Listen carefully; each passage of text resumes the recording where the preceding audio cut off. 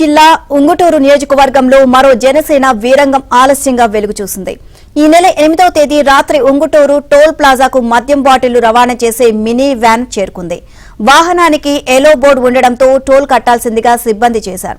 అయితే ఇది జనసేన నేత సురతుల అయ్యప్ప వాహనమని, టోల్ కట్టేది లేదు అని వ్యాన్ డ్రైవర్ సిబ్బందిని బెదిరించాడు.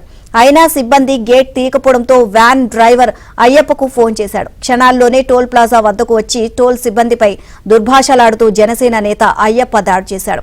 దౌర్జన్యంగా టోల్ గేట్ ను పక్కకు విరగొట్టి వాహనాన్ని పంపించారు. ఈ విషయంపై టోల్ ప్లాజా సిబ్బంది చేబ్రోలు పోలీసులకు ఫిర్యాదు చేశారు. అయితే విషయం బయటకు రాకుండా జనసేన నేతలు మంతనాలు జరుపుతున్నారు. దాడి జరిగిన రోజు సీసీటీవీ ఫుటేజ్ బయటకు రావడంతో జనసేన నేత దౌర్జన్యకాండ వెలుగు చూసింది.